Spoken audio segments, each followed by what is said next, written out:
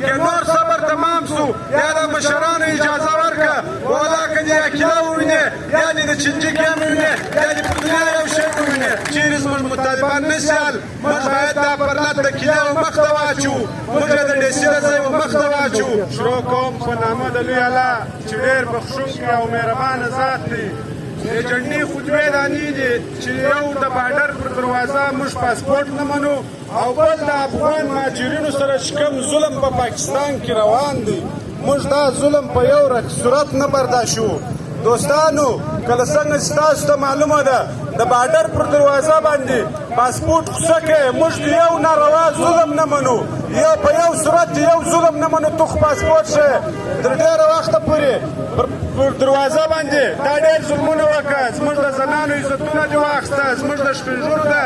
زموږ ماشومان نه دي محفوظه پر دروازه. یار خو روزګار په دونه ضلالت باندې دی چې زموږ کوم لغړیان وروڼه دلته یو 500 روپۍ غوټه راړي د هغو دونه تذلیل کېږي د هغو روزګار وربندی اوس پاسپورټ مسله په موږ منې دا د چمن ولس په یوې صورت ستا سره د پاسپورټ مسله نه مني موږ به تر هغه پورې دا پرلت جاري چې تر څو تا برته دا فیصله واپس اخیستې نه وي نور به زموږ د چمن د پښتنو دغه صبر امتحان مه اخله. دغه غیرتمن ولس نن اتمه ورځ دی تا ته په دې پنډال کې ناست دی چې نور موږ مه ځوروه دا فیصله دې واپس واخله. که ته چیرې دا فیصله واپس نه اخلې دغه د چمن پښتانه که نور صبر تمام سو یا د مشرانو اجازه ورکړه ولا که دې عقیده ووینې یا دې د چنجي ګیم ووینې یا دې په دنیا یو شی ووینې نور د دې د چمن د خلکو صبر مه ازموه. دا ډېر ستړي شوي دي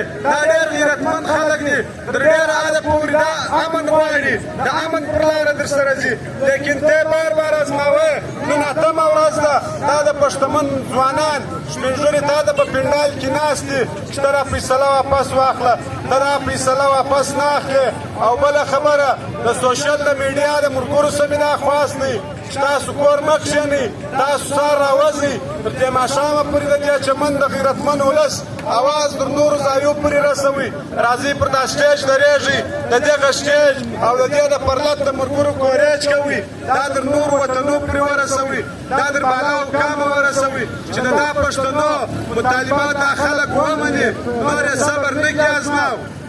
مجلسونه به نور مشران درته کوي. ما خپله دا خوښه ده چې دا د